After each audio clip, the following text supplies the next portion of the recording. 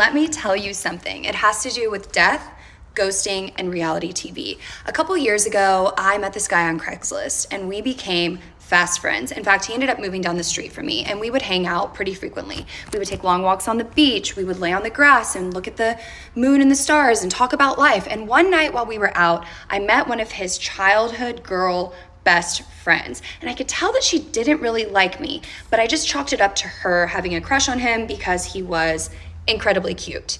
Now, during this time frame, we went from friends to more than friends, and my crush deepened. In fact, I started to believe that this was my end game. This was my guy, my man, my king. Like, I was in love. He, although, was not, and he started to pull back. And on Halloween, I got this really cryptic text message from him that said something along the lines of, "Hey, I'm really sorry for not being a good friend recently. I owe you a wine night and I still need to hang those shelves in your apartment. Best of luck." And I was confused because this text message seemed really final and I didn't understand what was happening. And so I responded and said, "Yeah, no problem. Like, let's go and get wine one night this week." And the man never responded. The man never responded to me. And after a few days, I felt like I was going crazy. And my friends were trying to let me down easily. They were saying things like, maybe he just found a new girlfriend, or like, doesn't look good, KK, but it kind of feels like he's ghosting you. And I was not in agreement with them. Like, I know my man. I know this guy. There's not a world that exists that he would ghost me. Like, we are meant to be together. And so I came to the only other conclusion that was rational, which is that something catastrophic had happened to him, or that he died.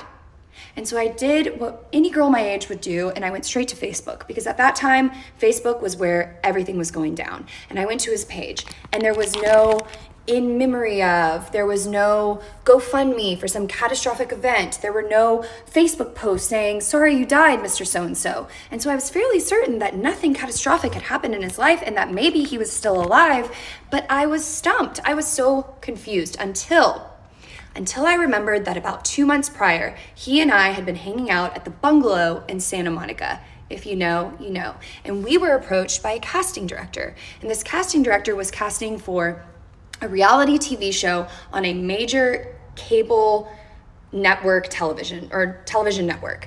And at the time, reality shows were not as popular as they are now. Now they are a dime a dozen. But at the time, there were some really big reality TV shows where you could go on and win $1 million. And he had always wanted to go onto this show. And so he started the tryout process. And every once in a while, he was updating me about the process. And I thought it was really cool. But I also thought, like, there's no way he would ever end up on this reality TV show. It just wasn't in my realm of thinking until he went without responding to my wine invite, and it hit me like a ton of bricks. This man doesn't have his phone. He's not ghosting me. He's on a reality TV show. He can't answer. So I quickly ran the theory by my girlfriends, and they essentially laughed in my face.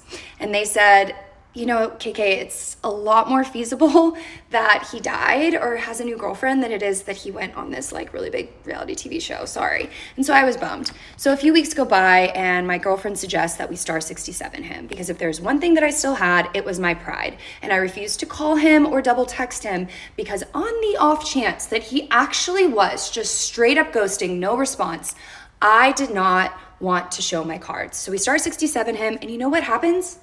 It goes straight to voicemail. And then I was even further convinced that he was on this reality TV show. A couple agonizing weeks go by, and I get a text message from his phone, from him, saying, "Hi, I'm back in town. Can I take you to dinner?" Yes, clear my schedule, outfit acquired. I will be there. I am so excited. We are going to be together. He's going to answer my questions. It's all going to make sense. This is it. It is happening.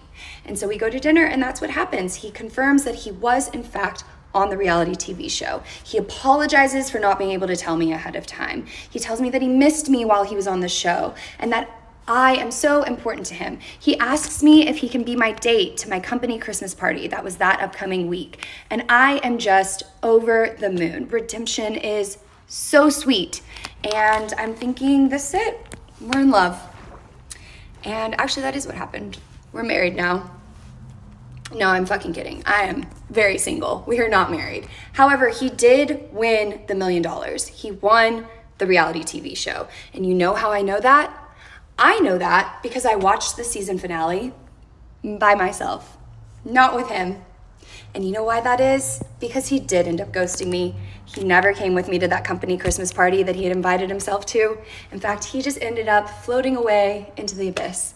And it wasn't until a few years ago when I ran into him in my city that I live in Texas, that I learned he lives here now too, with his wife and his kid. And you know who his wife is? His wife is that girl that I had met that I could tell never really liked me. I basically never stood a chance.